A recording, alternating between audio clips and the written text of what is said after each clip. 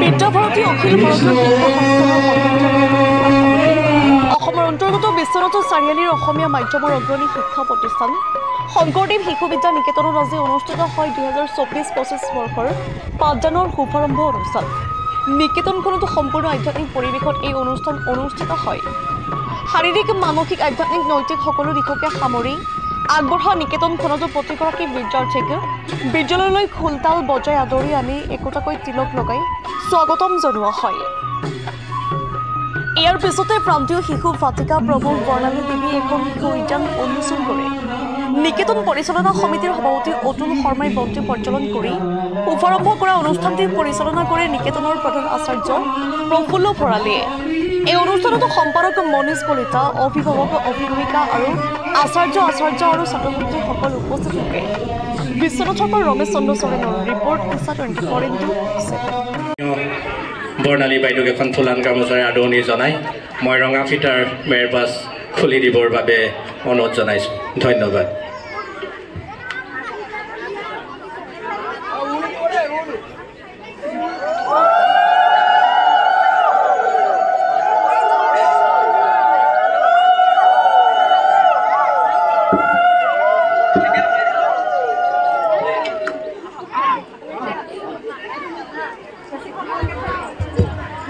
সকলোৱে যাব এয়া শিশুসকলৰ বাবে আৰু অভিভাৱক অভিভাৱিকাসকলে তেওঁলোকক চাব, আপোনালোকে নেখেলিব।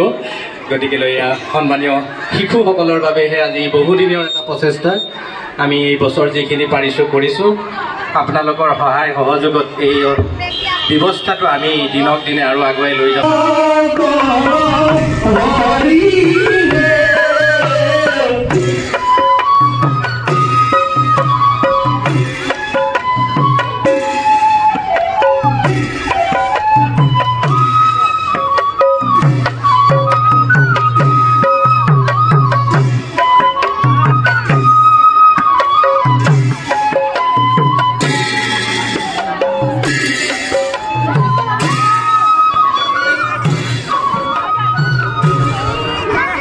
শ্ৰীমন্ত শংকৰ হৰি ভকতৰ যাৰা যেন কল্প তৰুহে জয় জয় ৰাম জয় শ্ৰী ৰাম জয় হৰি। সন্মানীয় সভাপতি মহোদয়, মই আজি দিনবোৰ বন্তি প্ৰজ্বলন কৰিবৰ বাবে অনুৰোধ জনাইছোঁ। এয়া নিকেতন পৰিচালনা সমিতিৰ সন্মানীয় সভাপতি অতুল শৰ্মা ডাঙৰীয়া, তেখেতে আজি 2024-25 বৰ্ষৰ এই প্ৰথম দিনটোৰ এয়া বন্তি প্ৰজ্বলন কৰিছে। মই এতিয়া দীপক কাপোৰে আজি অনুষ্ঠানটো সকলোৰে আগত উদ্বোধন কৰিব লাগিব।